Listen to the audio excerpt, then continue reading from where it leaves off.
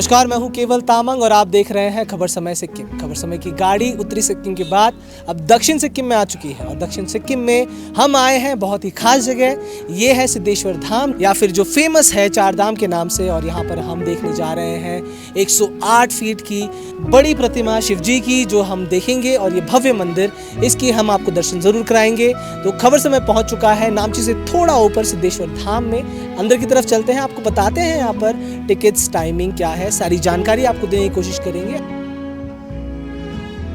तो जैसे ही हम पार्किंग से अंदर की तरफ आते हैं तो हम एंट्रेंस में पहुंचते हैं। आज बहुत दिनों बाद धूप निकली है, काफ़ी दिनों से जो बारिश हो रही थी लगातार और फॉग भी छा रहा था।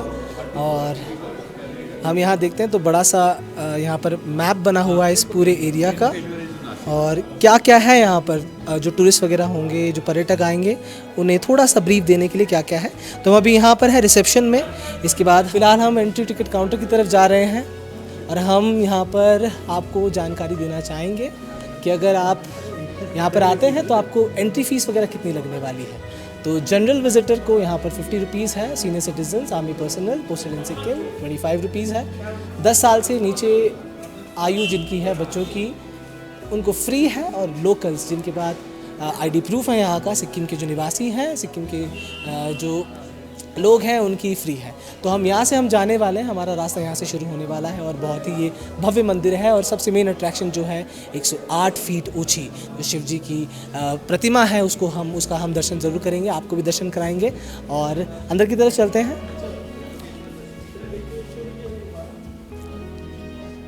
नमस्कार। तो जैसे ही हम यहाँ पहुँचते हैं एंट्री में तो हमको ये छोटा सा मिनिएचर जो स्कल्पचर है ये पूरे धाम का वो दिखता है। बीच में एकदम पीछे विराजमान है शिव जी और बिल्कुल हूबहू बनाया है। जगन्नाथ धाम हो गया, नंदी जी हो गए वहाँ पर। तो यही सब हमें यहाँ देखने को भी मिलेगा।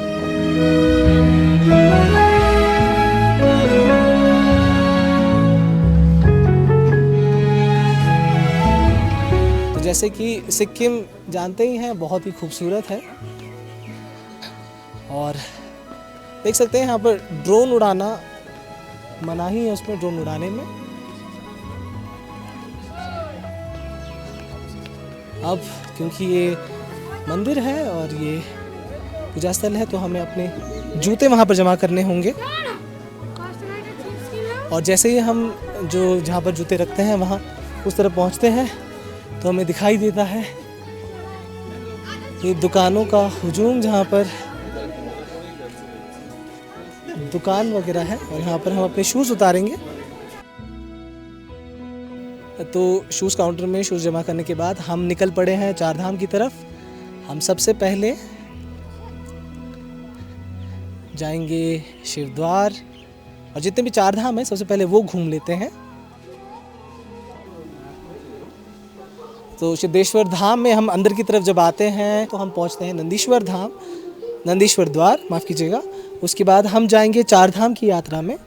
हाँ, जो जितने भी टूरिस्ट वगैरह होते हैं उनसे ये दरख्वास्त किया जाता है कि जैसे आप यहाँ से जाते हैं तो आप लेफ़्ट की तरफ जाएंगे और यहाँ पर जितने भी धाम वगैरह हैं आप वो पहले देखते हैं। उसके बाद ही आप जो मेन टेम्पल है जो कि शिव जी का 108 फीट लंबा जो मूर्ति है वो देखते हैं। तो पहले धाम घूम लेते हैं।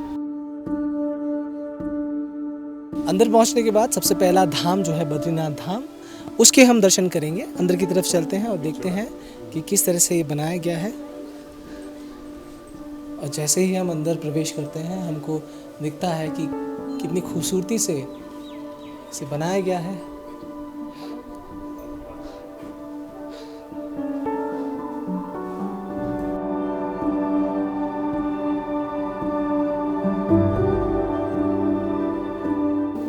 तो बद्रीनाथ धाम में हम प्रवेश कर चुके हैं और यहाँ पर हम देखते हैं यहाँ पर जो नकाशा गया है बहुत ही सुंदर तरीके से, जो यहाँ पर बद्रीनाथ धाम के बारे में विवरण दिया गया है। लिखा है, ये पवित्र तीर्थ हिमालय पर्वत पर स्थित गढ़वाल में अलकनंदा नदी के पश्चिमी तट पर स्थित है। ये वह स्थान है जहाँ पर भगवान विष्णु ने नर नारायण के रूप में तपस्या की थी। यहीं पर उनका व्यास आश्रम भी है। कहते हैं कि भृगुतुंग नामक श्रृंग के ऊपर एक बद्री यानी कि बेर का वृक्ष है, जिसके कारण स्थान का नाम बद्रीनाथ पड़ा। स्वर्ग प्रयाण से पूर्व श्री कृष्ण के आदेश अनुसार उद्धव जी ने यहाँ तपस्या की थी। महाभारत के अनुसार गंगा की शीत तथा उष्ण 2 धाराएं थी। देवताओं के तप से प्रसन्न होकर भगवान विष्णु ने यहाँ दर्शन दिए थे। पांडवों ने महाप्रस्थान के समय स्थान पर भी निवास किया था। इसे उर्वशी तीर्थ भी कहते हैं। मित्र तथा वरुण ने यहाँ तपस्या की थी। यहीं पर बद्रीनाथ जी का विशाल मंदिर है, जहाँ भगवान विष्णु के दर्शन के लिए लाखों श्रद्धालु प्रतिवर्ष आते हैं। बद्रीनाथ धाम के दर्शन करने के बाद अब हम जगन्नाथ धाम के दर्शन करेंगे। बहुत ही भव्य तरीके से बनाया गया ये धाम। हम जैसे प्रवेश करते हैं जगन्नाथपुरी धाम के, बहुत ही भव्य दर्शन करने का हमें मौका मिलता है। तो जगन्नाथपुरी पूर्व भारत के उड़ीसा राज्य में स्थित है। यहाँ की जगन्नाथ जी की प्रतिमा तथा मंदिर के बारे में पुराणों में विभिन्न कथाएं उपलब्ध हैं। इस स्थान की महत्ता की भी पुराणों में भूरी भूरी प्रशंसा की है। इतिहास के अनुसार जगन्नाथ की प्रतिमा 318 ई में वन में पड़ी मिली थी, जिसे राजा यथाति ने केशरीपुरी में स्थापित किया था। भगवान जगन्नाथ जी का वर्तमान मंदिर गंगवंश के राजा अनंग भीमदेव ने 1184 ई से 1198 ई तक के बीच बनवाया था। जगन्नाथ तथा बलराम की मूर्तियां बिना पाँव के होती हैं तथा हाथ बिना हथेलियों के होते हैं। सुभद्रा की मूर्ति बिना हाथ तथा पाँव की होती हैं। इन मूर्तियों को प्राय खिचड़ी का भोग लगता है, जिसे महाप्रसाद कहते हैं, तथा बिना जात पात अथवा भेदभाव के सभी ग्रहण करते हैं। मूर्ति बनाने के लिए नीम के पेड़ की लकड़ी प्रयोग में लाई जाती है। मुख्य मंदिर 192 फुट ऊंचा, 80 फुट लंबा तथा इतना ही चौड़ा है। मंदिर बहुत विशाल है तथा समस्त भारत के लोग उसे बहुत श्रद्धा से मानते हैं। यहाँ का रथ यात्रा महोत्सव विश्व प्रसिद्ध है। तो जगन्नाथ धाम के दर्शन करने के बाद हम पहुँचे हैं किरातेश्वर माखिम, और यहाँ पर हम चलेंगे और देखेंगे कि श्रद्धालु जो यहाँ पर आते हैं, भक्तगण जो आते हैं, उन्हें यहाँ पर दर्शन करने के लिए क्या दिखता है।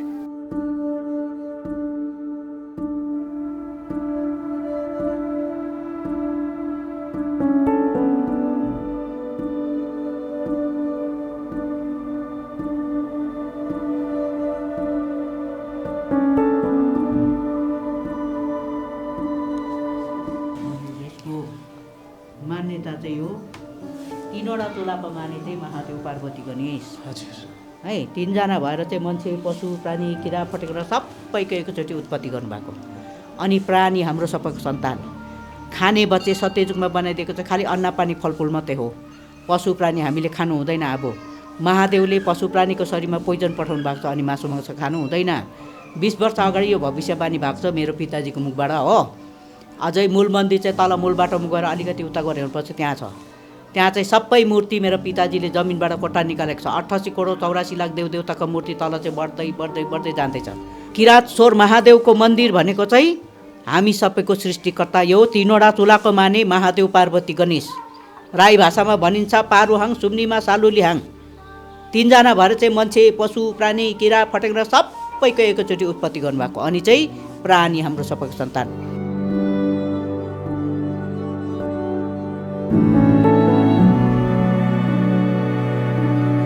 तो जैसे हम आपको दिखा रहे हैं, चारों धाम के दर्शन करा रहे हैं। 2 धाम जा चुके हैं, माखिम जा चुके हैं। तो जैसे ही हम यहाँ पर बीच में आते हैं तो हमको दिखती है ये विशाल प्रतिमा भगवान शिव की।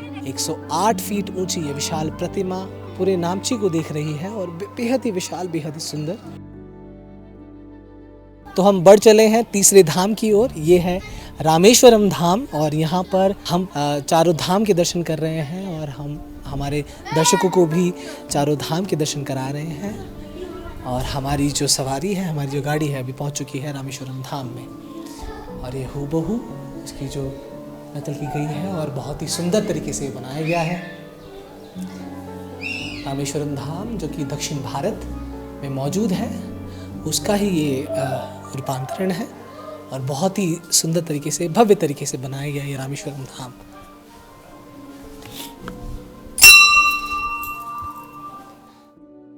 रामेश्वरम धाम जो कि दक्षिण भारत के एक द्वीप में एक विशाल शिव मंदिर है, जिसमें भगवान राम द्वारा शिवलिंग की स्थापना की गई थी। जब वे समुद्र पर लंका जाने के लिए सेतु बांधने वाले थे, कोई भी शिल्प कार्य आरंभ करने से पूर्व देव स्थापना करने की परंपरा भारत में प्राचीन काल से चली आ रही है। अतः श्री राम ने सेतु बनाने से पूर्व रामेश्वर शिवलिंग की स्थापना की तथा पूजन के पश्चात ही सेतु बनना आरंभ हुआ। पुराणों में इस देवस्थान का भव्य वर्णन किया गया है। ये स्थान भारत के 4 पवित्र धामों में से एक है जो मोक्ष प्रदान करते हैं।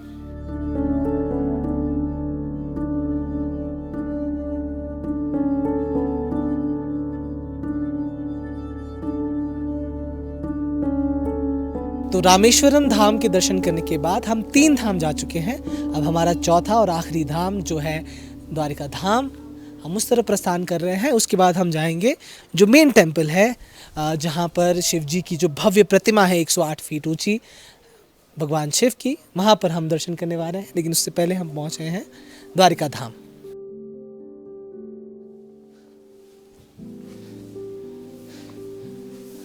द्वारका धाम यह है चौथा धाम। ये तीर्थ स्थान गुजरात के काठियावाड़ की एक प्रधान नगरी है, जो पुराणों के अनुसार भारत की मोक्षदायक सप्तपुरियों में से एक है। पुराणों के अनुसार भगवान कृष्ण का देहावसान भी यहीं हुआ था। ये पूरी पोरबंदर से 15 कोस दक्षिण में समुद्र में बनाई गई है। कहा जाता है कि भगवान कृष्ण के द्वारा त्याग देने के पश्चात द्वारका दुर्वासा ऋषि के श्राप से जलमग्न हो गई थी। उस विशाल नगर में केवल रुक्मिणी का महल ही बचा था। पुरातत्वविदों ने जलमग्न द्वारका के अनेक अवशेष खोज निकाले हैं और ये द्वारिका धाम भी उसी की हुबहू नकल करके बनाया गया है। बहुत ही सुंदर और बहुत ही भव्य द्वारकाधीश वहाँ पर विराजमान है। और हम द्वारिका धाम जाने के बाद अब हमारे जो 4 धाम है उसका सफ़र हमारा पूरा हो चुका है। अब हम जाएंगे जो मेन टेम्पल है उसकी ओर और देखेंगे भव्य प्रतिमा शिव जी की। और इससे पहले कि हम जो मेन टेम्पल है वहाँ पर जाएं, उससे पहले मैं आपको ये भी दिखाना चाहूँगा कि ये भी बहुत ज़रूरी है। आप देख सकते हैं यहाँ पर जितने भी कर्मचारी हैं, सफाई कर्मचारी, वो लगातार इस ठंड में भी, इतनी ठंडी हवा यहाँ पर चल रही है। दक्षिण सिक्किम है ये, और हवा इतनी तेज़ है, तापमान गिरा हुआ है, धूप आँख मिचोली खेल रहा है, लेकिन फिर भी यहाँ पर जो कर्मचारी हैं वो लगातार साफ़ सफाई का ध्यान दे रहे हैं। और ये होना भी चाहिए। हमारा सिक्किम राज्य जो है काफ़ी स्वच्छ है, काफ़ी साफ़ है, और यही कोशिश जो है हमारे जो राज्य है सिक्किम राज्य, उसको साफ़ रखने में मदद देता है। और इसका सटीक उदाहरण आप मेरे आगे देख ही सकते हैं। 4 धाम हम यहाँ आए हुए हैं, सिद्धेश्वर धाम आए हुए हैं, और यहाँ पर आकर भी देखने को मिल रहा है कि साफ़ सफाई जो है, जो कर्मचारी हैं लगातार इस ठंड में भी काम कर रहे हैं। और जितने भी श्रद्धालु और भक्तगण यहाँ आते हैं उनको साफ़ से साफ़ वातावरण देने की कोशिश कर रहे हैं। तो इसके बाद हम जाएंगे मुख्य जो टेम्पल है, मेन टेम्पल है, वहाँ जाएंगे। मैं आपको मेरे साथ ही ले जाऊँगा क्योंकि जो भव्य प्रतिमा है हमारे, हम उसके बहुत निकट है। और जैसे ही हम यहाँ पर खुले में आते हैं, वो भव्य प्रतिमा भगवान शिव की हमें देखने को मिलती है। और 108 फीट ऊंची ये प्रतिमा भगवान शिव की विराजमान है वहाँ पर। उसी की ओर चलते हैं।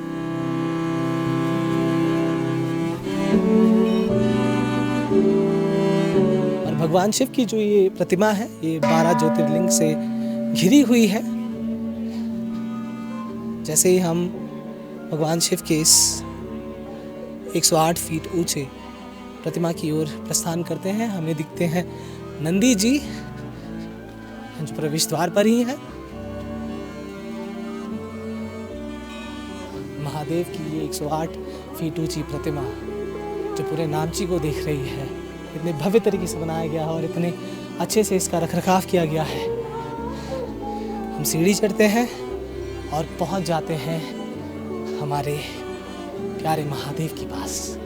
हम इसकी भव्यता और इसके इतिहास के बारे में भी ज़रूर जानेंगे। यहाँ पर मुख्य पुजारी हैं, उनसे बातचीत ज़रूर करेंगे। लेकिन इससे पहले इस भव्य मंदिर के आप एक बार दर्शन कर लीजिए।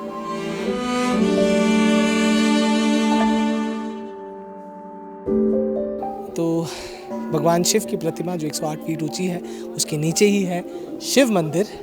शिव मंदिर की ओर प्रवेश करेंगे और अंदर हम पंडित जी से भी इस भव्य सिद्धेश्वर धाम और जो 4 धाम है उसके बारे में, उसके इतिहास के बारे में जानने की ज़रूर कोशिश करेंगे। पंडित जी हमारे साथ यहाँ आ चुके हैं।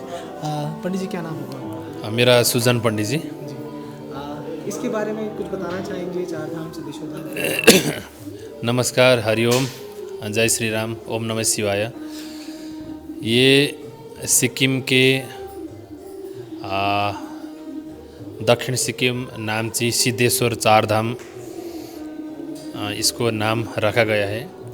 इसके अंदर 19 धाम है, जैसे 12 ज्योतिर्लिंग और 4 धाम, किरातेश्वर मंदिर और सिद्धेश्वर मंदिर, सब मिला के 19 मंदिर है। ये सिक्किम गवर्नमेंट ने ये बनाया है। कब बनाया है?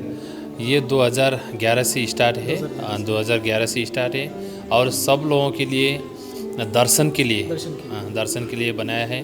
क्योंकि किसी के पास धन होता है, किसी के पास मन होता है, तो धन वाला और मन वाला, तन वाला सब लोग एक ही साथ एक ही जगह में दर्शन हो, सबको एकदम आनंद मिले। इसीलिए ये हिंदू धर्म के उत्थान के लिए, हिंदू धर्म रक्षा के लिए, सबके लिए ये चार धाम यहाँ पर बनाया है। और यहीं पर आकर चारों धाम के दर्शन भी हो जाते हैं। जी 12 ज्योतिर्लिंग के जी एकदम बढ़िया, चार धाम के दर्शन भी हो जाएगा। चार धाम में बद्रीनाथ और जगन्नाथ, रामेश्वर और द्वारिका, ये चार धाम दर्शन होगा। उसके बाद 12 ज्योतिर्लिंग दर्शन होगा, जैसे सोमनाथ, मल्लिकार्जुन, महाकालेश्वर, ओमकारेश्वर और वैद्यनाथ ज्योतिर्लिंग, भीमशंकर ज्योतिर्लिंग और रामेश्वर ज्योतिर्लिंग, नागेश्वर ज्योतिर्लिंग और विश्वनाथ ज्योतिर्लिंग और त्र्यंबकेश्वर ज्योतिर्लिंग, केदारनाथ और घुसमेश्वर, ये 12 ज्योतिर्लिंग का नाम है। ये 12 ज्योतिर्लिंग का दर्शन कर सकते हैं। और अब तक यहाँ सब लोगों के बहुत मन का इच्छा और जो मनोकामना भी बहुत पूर्ण हुआ है। बहुत सिद्ध पीठ हुआ है, यहाँ पर बहुत सिद्ध है और बहुत लोग बहुत दूर दूर से आते हैं, बहुत खुश होते हैं, बहुत आनंद मान के यहाँ से लौट जाते हैं। हिमालय की गोद में बसा हुआ ये हमारा सुंदर सा राज्य है सिक्किम, और यहाँ पर चारों धाम के दर्शन हो जाते हैं। तो कहाँ कहाँ से आते हैं भक्तगण, जो श्रोता लोग? यहाँ तो बहुत बाहर कंट्री से भी बहुत आते हैं, जैसे दुबई से हो गया और अमेरिका से हो गया और इंडिया के जैसे मुंबई हो गया, दिल्ली हो गया, देहरादून, स्टेट सिक्किम और ऑल ओवर इंडिया। तो बहुत लोग आ रहे हैं और बाहर कंट्री से भी बहुत लोग आते हैं। और तो यहाँ के इतना आनंद मानते हैं कि यहाँ के जाने का मन ही नहीं करता है, बहुत खुश होते हैं और उन लोगों का बहुत आनंद होता है। और यहाँ के जैसे माने पूजा अर्चना करके और यहाँ का सत्संग श्रवण करके और यहाँ का दर्शन करके, यहाँ के जैसे परिवेश और यहाँ का जो आनंद, जैसे मौसम है, जैसे सिक्किम एक महाभारत के अनुसार कि इंद्र किल भी कहा जाता है, जैसे पूर्व काल समय में इंद्र का राजधानी भी कहा जाता है। तो इसी कारण इस पवित्र भूमि में बहुत लोग आनंद मानते हैं यहाँ के। ये जो मैं आगे जगह देख रहा हूँ, ये भगवान शिव की प्रतिमा जो है 108 फुट ऊंची, उसी के नीचे की जगह है। ये हमको थोड़ा दिखाना चाहेंगे आप क्या क्या है?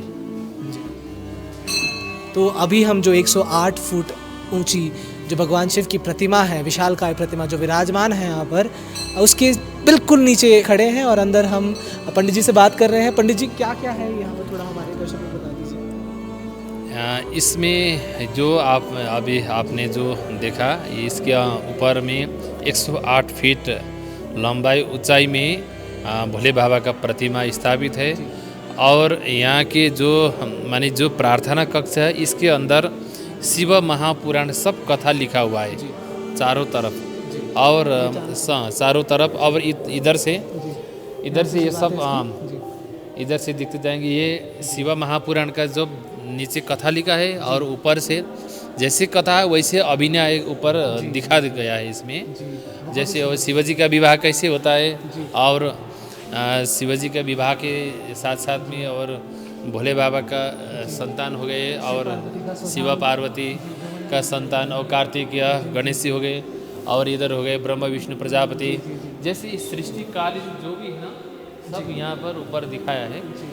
बहुत अच्छा सुंदर, बहुत सुंदर दृश्य है। जैसे काशी में भोलेनाथ बाबा दर्शन देते हुए यहाँ पर ऊपर, उसके बाद ये त्रिपुरा दहन, भोले बाबा ने एक त्रिपुरा नाम करे एक राक्षस का नगरी था, उसको दहन कर दिया। और ये ऊपर भोले बाबा बहुत प्रसन्न होकर नंदी में सवार है।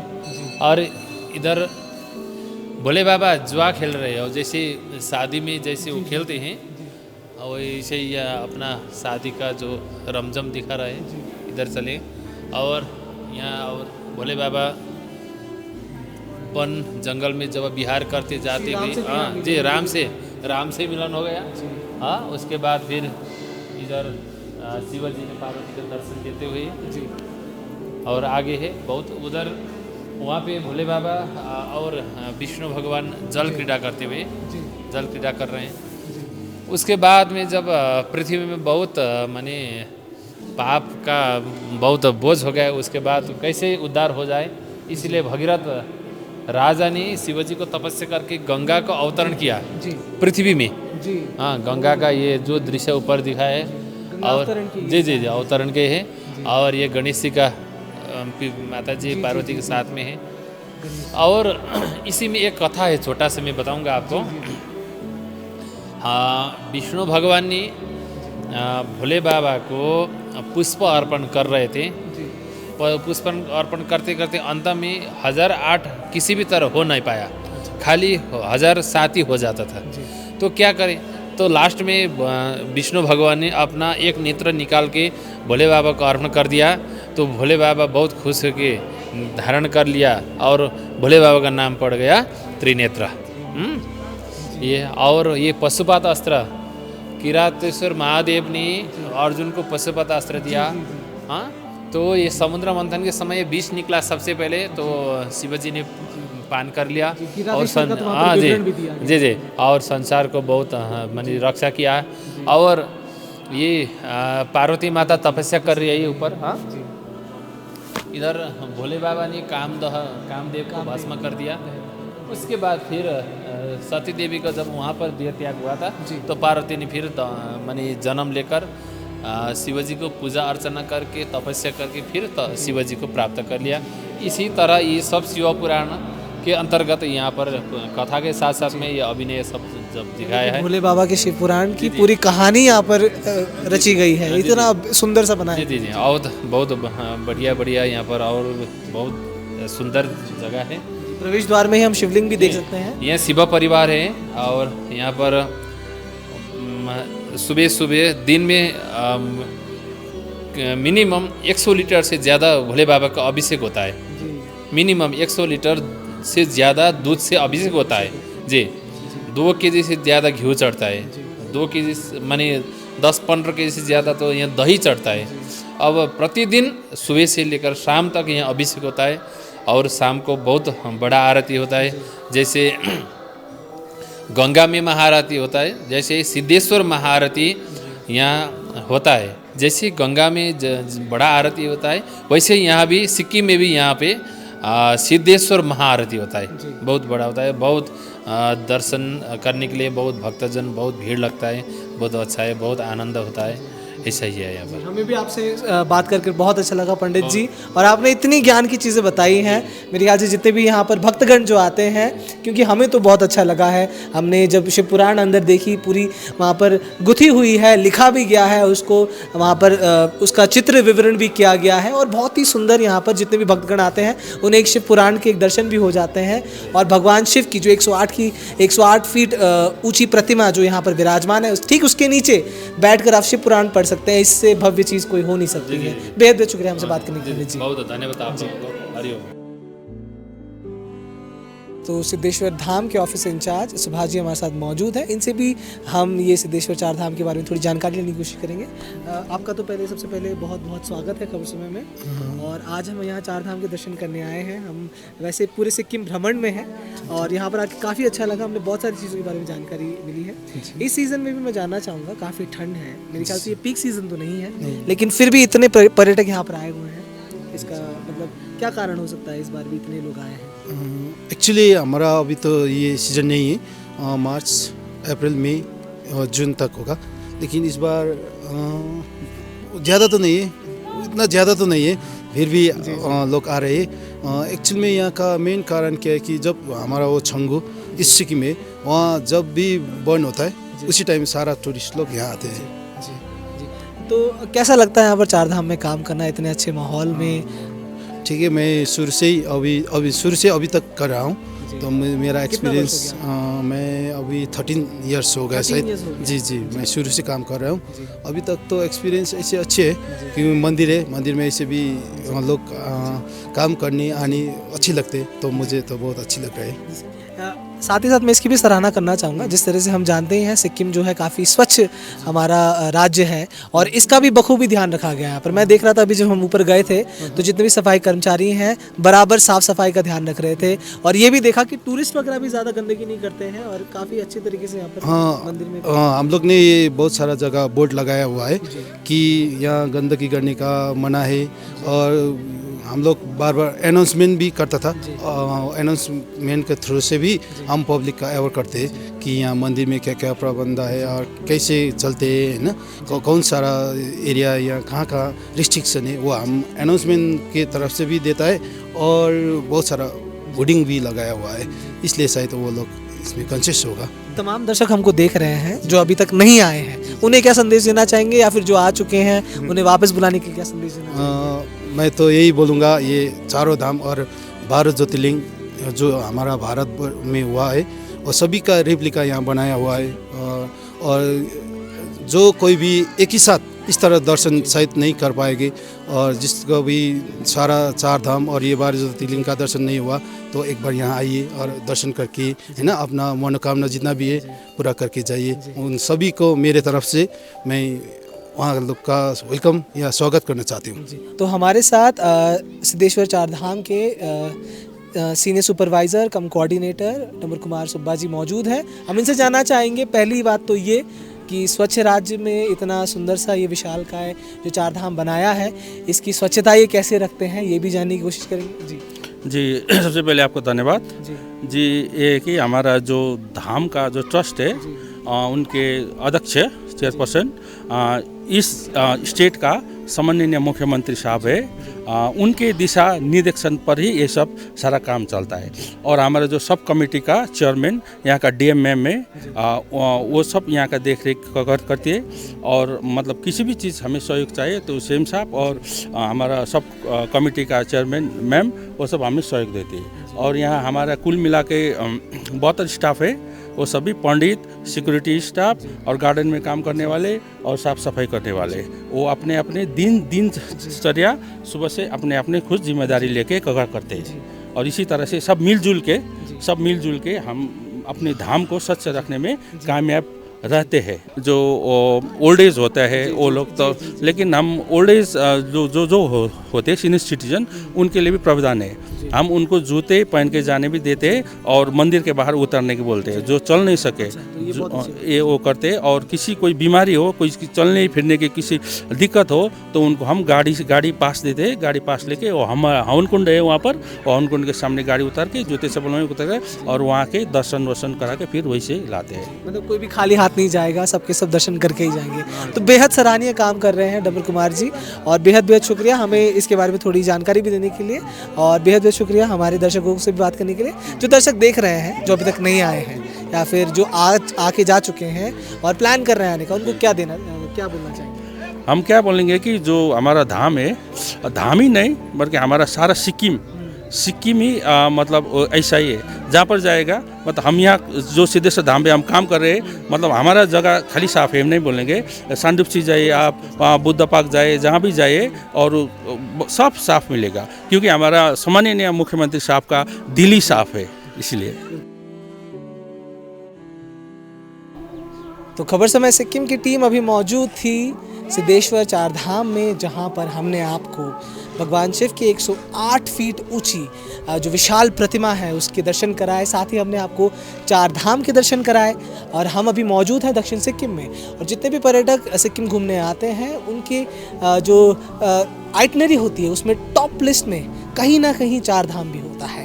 तो ये भव्य जो ये स्थान है, जो भव्य यहाँ पर धाम बने हुए हैं, चार धाम, या फिर हम बात करें 12 ज्योतिर्लिंग के भी, उसके दर्शन हमने आपको कराने की कोशिश की है। हमारी कोशिश भी यही है कि हम सिक्किम के उन जगहों को आपको दिखाएं जिन्हें शायद आप पहले आ चुके हैं या फिर ना आ पाए हों, तो हम आपको वही दिखाने की कोशिश कर रहे हैं। तो इसी के तहत खबर समय की टीम अभी मौजूद थी दक्षिण सिक्किम के सिद्धेश्वर चार धाम में, जहां पर भगवान शिव की 108 फीट ऊंची जो ये विशालकाय प्रतिमा है विराजमान है, पूरे नामची को देख रही है।